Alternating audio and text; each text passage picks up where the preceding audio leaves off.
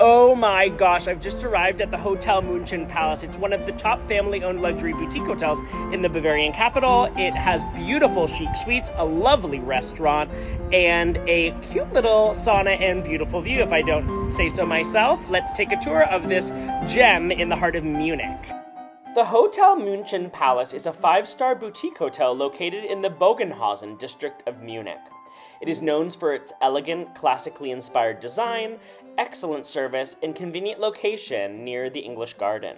At the front of the hotel, you'll find a parade of bicycles that are complimentary for use for guests throughout their stay. As you skip inside across the red carpet, you'll find a selection of daily newspapers and magazines, as well as comfy couches and beautiful art within the check-in area, as well as fresh florals. The mascot of the hotel is a frog, and you get little frog candies when you arrive, which is super cute. The hotel's presidential suite is also a music room due to its generous space and Steinway piano. It is a duplex, so 2-story suite. Look at this fabulous twisting staircase. On the right, you'll find the piano. There's also some lovely Asian accents like Thai Buddha sculptures and busts throughout the space. On the right, there is a little outdoor patio, so you can enjoy sitting in the sun. As we arrive on the second floor, you'll see there's a little family room area. You can watch TV. There's a real fireplace, some comfy seats, as well as a painting of Munich.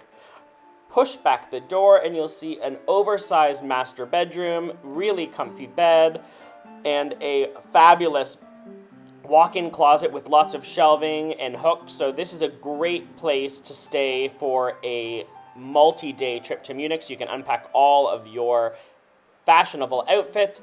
As we come into the bathroom, there's a white marble his and her sink. We've got a toilet as well as a Swedish style sauna. So inside your suite you can have a nice heat and soak, sweat out all those toxins, and get ready to drink as much Bavarian beer as you can. A soaker tub and really beautiful views overlooking Munich. The hotel has both an old building and a new wing, so there's contrasting architectural styles. I really love looking down at the staircase here. On the 4th floor, you'll find the wellness area, which includes a beautiful terrace. You can look down at the gardens below. On the left is the terrace, and inside, we're going to take a tour of the wellness area. So there is a steam room on the left. On the right, you've got some refreshments and towels. And then as we skip up the stairs, on this beautiful mirrored wall, you can open up the door here, and there's a lovely Scandinavian style cedar sauna. On the right is the terrace. To the left, there's an indoor relaxation room, perfect for when you're visiting during the fall or winter. And there's also a petite boutique gym with treadmill, bicycles, elliptical machine, free weights, and a yoga mat. On a hot sunny day, after exploring Munich's amazing museums, you can imagine just sitting on this gorgeous terrace and enjoying a suntan. Palace Restaurant is where guests arrive every morning for a beautiful breakfast. There's freshly squeezed juices. Of course, there is champagne, so you can make your own mimosas. As we turn to the right here, you're going to see the main table, which includes a fabulous selection of cheeses and charcuterie, as well as smoked fish. We've got a German bunt, tons of bread, as well as French-style pastries, German pretzels. As we swing around, you'll see tons of fruit, so kiwi, passion fruit, lots of different sliced fruits, as well as a selection of yogurts and cereals. The hot table area has a egg casserole, bacon, German sausages, hard-boiled eggs, and classic boiled sausages. I made myself a mimosa, had a selection of those sweets, and you can also order off the a la carte menu. They have eggs Benedict as well as crepes. I ordered a crepe filled with Nutella, and it came with some fresh berries. It was absolutely delicious. Palace Bar is the hotel's gorgeous cocktail bar. The bartender is incredibly friendly. Make sure to hop up at the bar to meet Wolfgang. The interior is very vintage, feels old school, like you've stepped back in time. We're going to swing around the bar so you can get a look. We've got potted orchids, white tablecloths. When I was actually visiting, a family came down to sit and they had their dog, so it's a dog-friendly restaurant and bar as well, which is really fun. I'm going to come right up to the bar here and watch Wolfgang prepare a drink for me. The bar rules are quite hilarious. When you come to the bar, open up the menu and read through the bar rules. This is Wolfgang, the famous bartender. The cocktail menu is really impressive. They have endless pages of drinks based on the spirit, so there's really anything that your heart could desire. We're squeezing some fresh lime juice, adding some maraschino liqueur and chartreuse, and then some Italian gin, and then we're going to add some ice, shake that all up with a quick shake over the shoulder, and then with crushed ice, pour that right into a coupe glass, and there you go. I am ready to have my first sip of the Hotel Munchen Palace. Suggest having the bar sip and then heading over to the Palace Winter Garden, which is located directly beside. This is the fine dining restaurant space. You can eat here in the evening indoors or enjoy eating outdoors on the spacious patio surrounded by gardens. This is also a place that you can have breakfast, so if you're visiting during the summer and it's nice and warm, you can enjoy the beautiful flowers. And because I mentioned that the frog is the mascot, you'll see there's a big water fountain with a frog relaxing in the sun. At dinner, the menu showcases both French and German dishes. So on the day that I arrived, I wanted to just order French dishes. So we ordered a bottle of German sparkling water with a lemon to cleanse our palate. They brought a bowl of delicious house-made breads, which came with a selection of herb cream cheese and herb butters. The amuse-bouche of the day was a lobster bisque. And then I ordered a lovely steak tartare topped with pickled mushrooms, a shrimp provençal, as well as French onion soup, which came with these little crostinis topped with Gruyere, gratin, and you just plop that right in your soup there. If you are a lover of French food, I would say about 50% of the menu or more are French dishes, really excellent, and I was really excited the following day to check out the German side of things, as I was of course in Munich and wanted to taste some of those classic German dishes. I asked my friendly server for a recommendation for a local German wine, so he suggested the restaurant's signature, which is a nice crisp glass of white wine from the Mosel region. Of course, the chef here does such an excellent job with presentation as well as the execution of the dishes. They were really flawless. Great combination of textures and flavors. So I'm going to walk through the 3 dishes that I had on my last night at the Hotel Munchen Palace. So I got a classic German beef consomme soup with semolina dumplings, simple and delish. And then I really had to get this freshly made tagliatelle with black truffle cream because I was having a craving. And then of course a German schnitzel topped with a squirt of fresh lemon juice, some jam, as well as a potato cucumber salad. Finish it off with a rhubarb crumble. You're gonna love Hotel Munchen Palace. Marienplatz is the beating heart of Munich and the ideal spot to start a tour of the Bavarian capital. The bustling square has been known by its current name since 1854, when it was renamed after the Virgin Mary following a cholera epidemic. Munich's Alt Rathaus, known as the Old Town Hall, and Neues Rathaus, known as the New Town Hall, share an intriguing history and architectural contrast. The Old Town Hall, though older, is often mistaken for a newer building due to its plain facade, while the New Town Hall's ornate design is more prominent. The New Town Hall is also known for its Glockenspiel, a mechanical clock that enacts scenes from Munich's history. Join the tourist crowds at 11 a.m. to watch the fantastic and famous Glockenspiel show. Have a listen and take a look at what you get to see.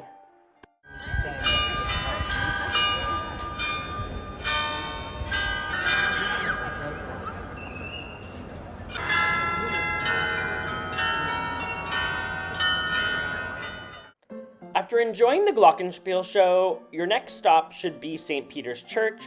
It's located just a 2-minute walk from the Marienplatz. St. Peter's Church is the oldest church in Munich, with roots tracing back to the 8th century, and the church building itself today dates back to the 12th century. The 91-meter or 299-foot tower offers a spectacular panoramic view of Munich, and on clear days you can even see the Alps in the distance. The tower, known as Altar Peter, has a rich history with the oldest documented city clocks that feature 8 dials and bells, including the Poor Sinner's Bell, that used to ring during executions. The weathered grave slabs on the outer walls of the church take visitors on a journey back in time. Art treasures include the nearly 300-year-old Baroque high altar with golden figure of St. Peter, which is one of Munich's best-known ecclesiastical art treasures. The Heilig Geist church is located right beside, so just skip over here and you'll find one of the oldest surviving hall churches in the city, located right near the Viktualienmarkt. It was built in 1392. The church's interior features stunning Rococo frescoes and stucco work. The church also has a bell called the Breitsneder bell, named after the medieval tradition of a pretzel rider who distributed food to the poor. The nearby Viktualienmarkt has been in its current location for over 100 years, though it was previously located in the Marienplatz. A traditional maypole is a prominent feature of the market, serving as a gathering place. The city's bustling food market is best known for its diverse selection of restaurants, flower shops, and culinary emporiums. It also has a unique beer garden that operated by all of Munich's breweries, offering a rotating selection of beers. The market also features 7 fountains, some of with figures of Munich personalities like Karl Valentin and Liesl Karlstadt. It's a popular spot for locals and tourists alike, offering everything from Bavarian specialties to exotic treats. The market's name actually means food, reflecting its historical role as a central marketplace for provisions. Since the Glockenspiel goes off at 11 a.m. and those 2 churches we visited earlier only take about an hour to visit, we recommend coming to the market for lunch. You can enjoy a really casual and affordable lunch. You can also just order a bunch of the food items here, everything from pickles to olives to cheeses, and pack yourself a lovely picnic. There's also lovely wine shops, but I do want to just showcase my favorite vendor in the market, which is this excessive cheese shop. Okay, we're gonna go through. That's Parmigiano Reggiano. We've got a selection of Dutch cheeses, Italian cheeses, French cheeses. Of course, we've got German cheeses. But this is just what they have on the outside. You can go inside to see cheese, and of course, it ends with Easter eggs. The Asamkirche in Munich is a stunning example of late Baroque and Rococo architecture built by the Assam brothers, Cosmas Damian and Egid Curran, between 1733 and 1746. It's a private church, originally intended for the brothers, but later opened to the public. The church is known for its intricate designs and lavish decorations. Despite the church's small size, it measures just 9 meters wide and 22 meters long. The Burgersaalkirche, or Citizens' Hall Church in Munich, is a historical building originally used as a prayer and meeting hall for the Marian congregation of men, before being consecrated as a church in 1778. The lower church was initially a printing house for the congregation and was later transformed into a crypt-like space that now kind of appears like an art gallery. Don't miss out on the church's unique museum located at the back of the crypt. The church houses the Father Rupert Mayer Museum, which is dedicated to the beatified Catholic resistance fighter against the Nazi regime. Nearby, you'll find St. Michael's Church, which was the first and largest Renaissance church to be built north of the Alps. Built in the 16th century, it's a significant example of Renaissance architecture and was influenced by the Jesuits' mother church in Rome, Il Gesù. The church features a massive 20-meter wide barrel vault, one of the largest in the world. Its unique design influenced church building in southern Germany for the next 2 centuries. The Frauenkirche is a famous Gothic brick church with 2 towering onion domes, a landmark of the city. It was built between 1468 and 1488 by Jorg von Halsbach. A black mark known as the Tutorstritt, Devil's Footprint, at the entrance is said to be a legend. The crypt houses the tomb of a Holy Roman Emperor, Louis IV, and the South Tower is open to visitors and offers panoramic views over the Alps. Fun fact, by law, no buildings can obstruct the view of the cathedral. The Munich Residenz is a sprawling complex, which has been the official residence and seat of the Bavarian rulers from 1508 to 1918. It's now one of the largest urban palaces in Germany, filled with period rooms, art collections, and treasures. Speaking of treasures, I recommend when you arrive to start your visit at the Treasury. This requires a combination ticket. It's a little bit more expensive than just getting the Residenz Museum pass, but well worth it because you get to see royal crowns, a collection beyond belief with golden towers, amazing sets of beauty products, and look at these ornate platters that would have been used when serving dignified guests. The highlight of the treasury is the ancestral gallery, which is filled with portraits of the Wittelsbach family. It's a testament to the dynasty's power and influence. Look at this room. All of these portraits, gold, mirrors, it's fabulous. The grotto courtyard is certain to force a jaw drop. Take a close look and you'll notice that everything in this room is made of seashells. Look closely, you'll see tiny little shells as well as larger shells. Just incredible. As you skip through the museum, you'll also find beautiful halls. You can peek through windows to see other areas of the palace. The antiquarium is the first building of the new residence to be completed. It's a Renaissance masterpiece and the largest secular hall of its kind north of the Alps. Here are some fun facts. The residence began as a modest castle in 1385 and was expanded over the centuries by various rulers, becoming the vast palace that we see today. Much of the residence was destroyed during World War II, but it was painstakingly rebuilt and restored to its former glory. The Wittelsbach family, who ruled Bavaria for centuries, used the residence as their official residence and seat of government. The residence is now a spatial art museum that approximately has 130 rooms that showcase various periods and styles, from the Renaissance to Neoclassicism. The residence houses impressive collections of art, including silverware, relics, bronzes, and porcelain, reflecting the tastes and ambitions of the Wittelsbach dynasty. It also boasts a large collection of books, including the famous Royal Library, which was once the official library of the Bavarian rulers. What I loved most about visiting the residence is that it feels like you're visiting several museums in one. For example, right now we're visiting classic Bavarian porcelain figurines. They also have a huge silverware collection. And then you're also having what feels like a bit of a Palace of Versailles moment where you're getting to see how royals used to live. You can see through this video moment here, you can just walk endlessly down hallways with rooms on your left and right side that are dressed to impress, sky-high windows, mirrors reflecting beautiful gold. Munich has so many fantastic museums and art galleries, so if you only have 1 or 2 days in Munich, I really want to highly recommend that residence be a priority because you can essentially enjoy art, you can learn about the history of Bavaria, and do it all in one ticket. You're going to absolutely love the Residenz Museum. My next museum is an absolute tongue twister. It's called the Museum für Abguisse Klassischer Bildwerke, or the Museum of Plaster Casts of Classical Sculptures, which offers a really unique experience because it features a collection of 2,000 plaster casts of Greek and Roman sculptures. It's one of my favorite museums in Munich, as admission is free, so if you're looking for cheap things to do, especially on a rainy day, head here, you won't have to pay a cent.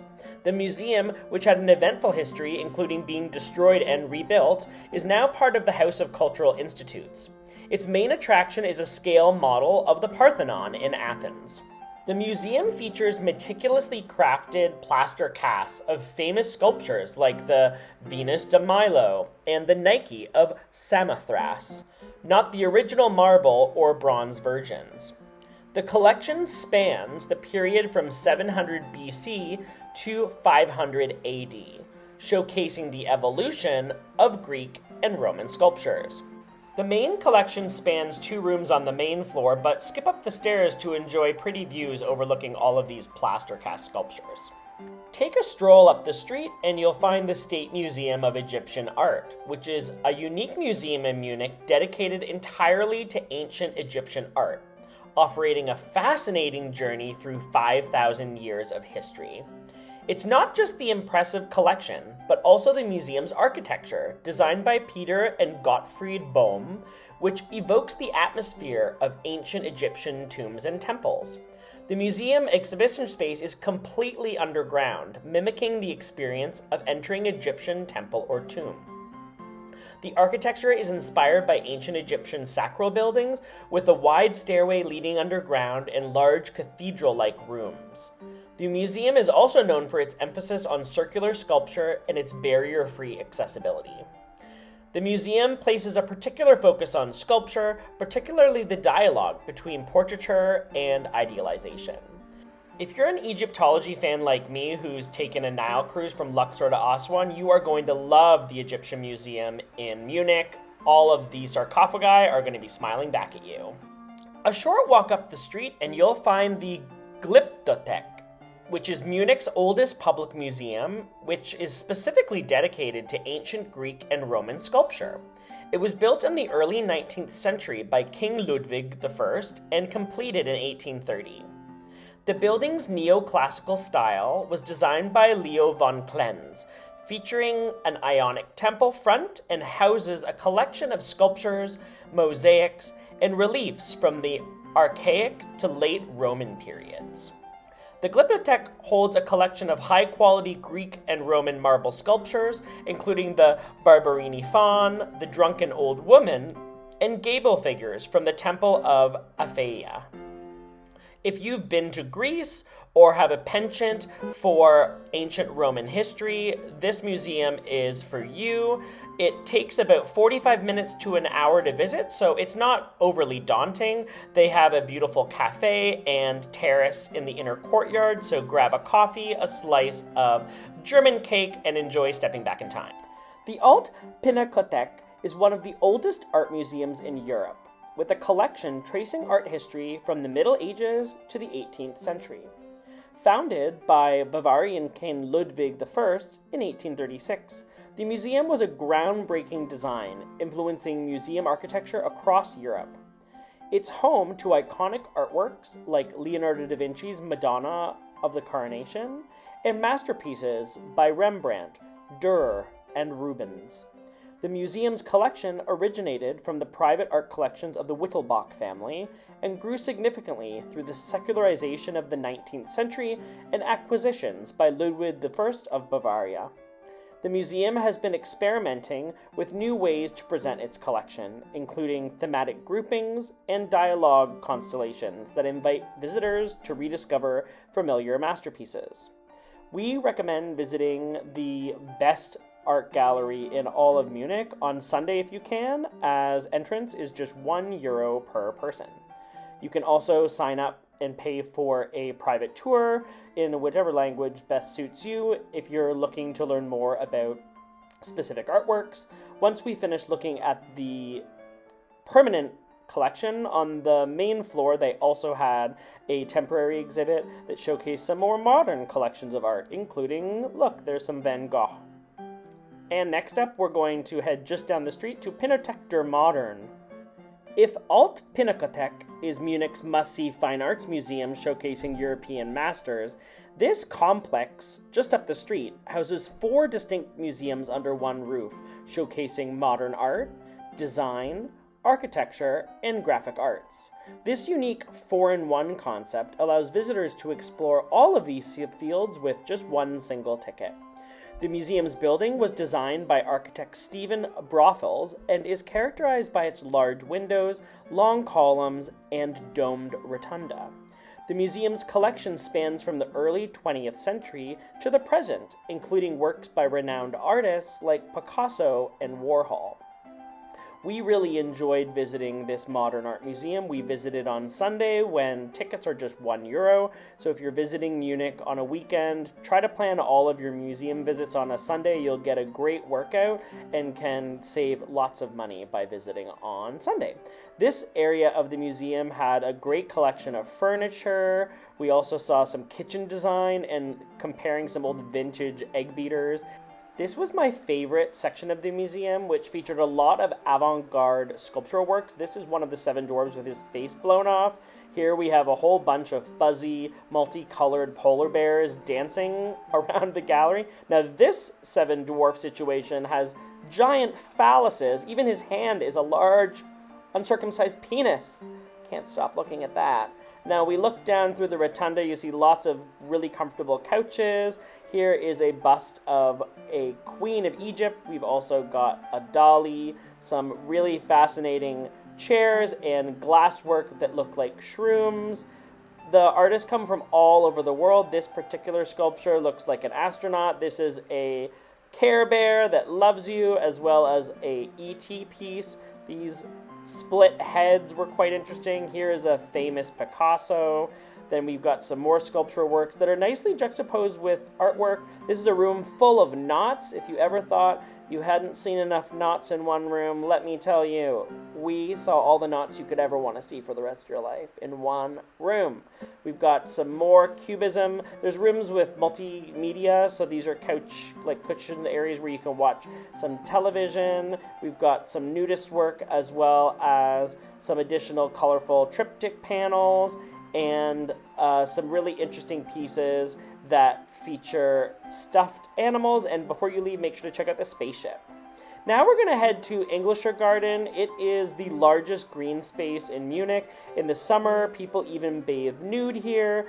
There is several rivers and people playing volleyball. It's the place to hang out. The Chinese Tower Beer Garden is the second largest beer garden in the city, and if it's a sunny day, make sure to head here for what we recommend is lunch, but at dinner it's really busy as well. They had a live polka band performing. We came here on Easter Sunday, so tons of families were out and about enjoying the gardens, and we ordered a bratwurst with tons of sauerkraut, sweet mustard, a big giant Hofbrauhaus wheat beer with fries, ketchup, and mayonnaise. This was around $25. We shared it. It was a really great lunch after walking through so many museums in one day. They do have people that will come by the table to bring you more beer, but look how beautiful that pagoda is. Super beaut. If you want to dive deep into the history of Bavaria, the Bavarian National Museum is a must-see. Founded by King Maximilian II in 1855, it's one of the largest and most important decorative arts museums in all of Europe. The current building, designed by Gabriel Sandil, is a masterpiece of historicism, showcasing a blend of architectural styles.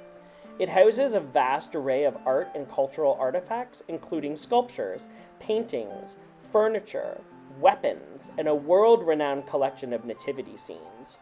The collection is spread out across 2 floors, and we recommend giving yourself at least an hour and a half to visit the museum, but if you're in a rush, you can get it done in about an hour.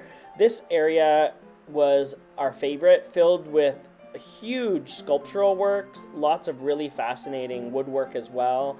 The religious art was really astounding. This beautiful gate you can imagine being in the front of a cathedral. We also took in all the antiques, especially Bavaria's love for porcelain figures. We've got some royal busts. This room was amazing. It's full of intricately carved ivory pieces, which is pretty wild. The music area will be a big jaw dropper for anyone who loves pianos, cellos, and guitars. Also, if you're a fan of games, they have a whole area that showcases vintage chess sets. If you love feasting, they have a ginormous table filled with silverware, and fashion fans will adore looking at all these, the pomp and panache of these gorgeous dresses and fabulous footwear. If you're a food and drink lover visiting Munich for the first time, a meal at the Hofbrauhaus is a must. This world-famous beer hall boasts a rich history, starting as a brewery for the Bavarian court in 1589, and later becoming a popular beer hall open to the public in 1828. The beer hall's substantial capacity seats an overwhelming 3,000 people inside and 400 more in the beer gardens outside. The 3-story building also features lively beer halls and outdoor terraces, so this was taken from the upstairs view. During Oktoberfest, the city's most popular festival, over 35,000 visitors visit daily. I was lucky that my parents and sister came to Munich to join me, so our first meal, of course, had to be at the Hofbrauhaus. We sipped from the famous 1-liter steins. You can order Weissbier, their classic lager. They also have Radlers. And then we ordered a selection of their classic Bavarian signature dishes. So that included a delicious cheesy Spätzle with onions and cheese, a crispy schnitzel with a delicious cranberry sauce and potato salad. And then we also ordered a pork loin with potato dumplings and bread dumplings, as well as crispy pork. Listen to the polka band.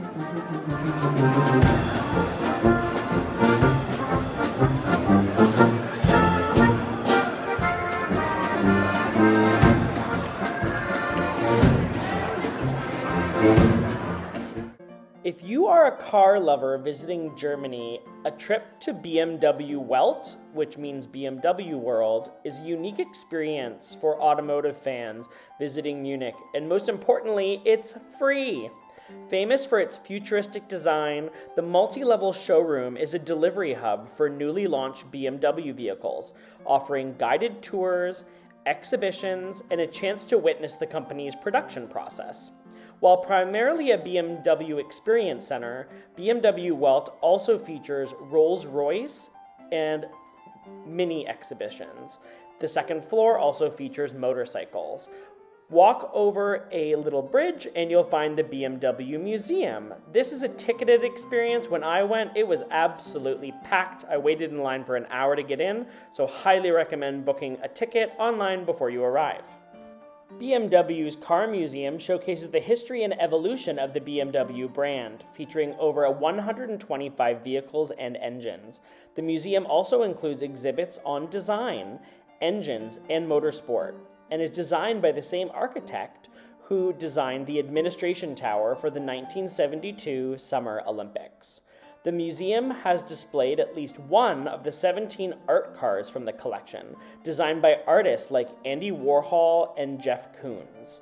If you are a car fan, this is the museum for you. It feels like an endless, eye-popping display, really futuristic. There's video installations. The majority of people here are on their phones taking selfies. A lot of fathers taking pictures of their young sons in front of their favorite cars, so it's definitely a great thing to do with the family. They have guided tours, so you can see this lady is actually doing a guided tour in English, showcasing how some of the engines pop out of the cars. So it's a guided tour is really a good idea if you're an absolute car nerd. If you're a BMW lover or race car lover, as well as just keen to know what the future of cars look like, near the end of the exhibit, there's a really great selection of M1 race cars. So if you're really into speed racing, there's also a really cool vintage area with an Elvis car where people take pictures, some demonstrations on the different colors you can choose for your BMW, and it finishes off, of course, with some eco-conscious storytelling related to clean energy. Nymphenburg Palace, a Bavarian elector's gift to his wife, evolved from a small country house to a grand Baroque palace used as a summer residence for the House of Wittelsbach. The palace is known for its impressive gardens, parks, and unique historical features. The palace is conveniently located a short 30-minute tram ride from Munich's main train station. When arriving at the palace, we recommend starting in the palace. The palace is actually much smaller in terms of the number of rooms you can see than the residence, which is in the downtown part of the city. You can kind of consider this to be a bit of like a summer cottage, if you can say that, even though it's so glamorous, compared to the residence, which was the main residence of the royals. You can skip through some beautiful rooms. There's portraits of famous, rich Bavarian family members, and you'll find chandeliers, gorgeous antique furniture, and you can even check out one of the royal bedrooms. This area of the tour only takes about 40 minutes. The rest of your time will be spent exploring the park. We suggest starting at the Great Parterre. This is a large stretch of grass with flowers and beautiful sculptures. Next up, head to the Magdalenenklasse, a heritage-style building designed to look like an old ruin. It's a place of contemplation and reflection, inspired by the life of Mary Magdalene. The interior is fully made of shells, so if you look really closely, the entire wall and ceilings are made of tiny little seashells. Continue up the park path and you'll find the Pagodenburg, which was built between 1716 and 1719 by Joseph Effner. Inside this two-story building, you'll discover Arab, Indian, and Chinese art, wallpapers, and porcelain. The white and blue building sits perched over a lake, where, if you're lucky, you'll find local swans and ducks. We're going to head right down the stairs here to check out the local nature. We've got a duck that's going to get attacked. Look at that. We've also got little cute chickens. We were visiting in April, so it's the springtime where you'll find lots of little baby animals. The 180-hectare complex is the second largest green space in Munich. It's one of the largest palaces in Germany and one of the most important in Europe. The actual park is free to access, so you'll find locals enjoying a jog. You don't have to pay to come here, so you do have to pay to come into all these separate buildings as well as the palace, but if you're looking for something free to do, head to the palace for a free stroll in the park. The Badenberg is a bathing pavilion, which is considered the first heated indoor swimming pool of modern times. Built between 1719 and 1721, it showcases opulent Roman-style baths with influences from Islamic bathing culture.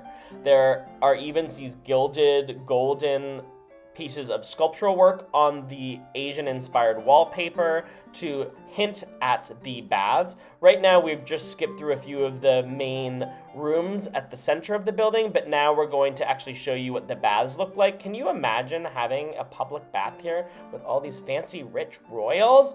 Just below would be filled with water. That was the bath there. Another must-visit building within the park is the Amalienburg, which is an over-the-top hunting lodge, a stunning example of European Rococo architecture. The lodge features a unique hall of mirrors, which was a central element in its design, and it's known for its exquisite stucco work, wood carvings, and paintings. Can you imagine going hunting and coming back and this is the place you're gonna hang out with your guy friends? Just absolutely wild. Saving the best for last, the Marienplatz Museum showcases a collection of over 40 antique coaches, sleighs, and gala carriages representing 3 centuries of Wittelsbach family history.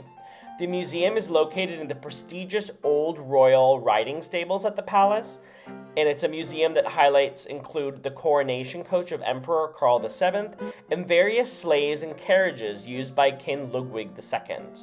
We just know you're going to love visiting the capital of Bavaria. Munich has delicious food, absolutely out-of-this-world museums, and pretty palaces.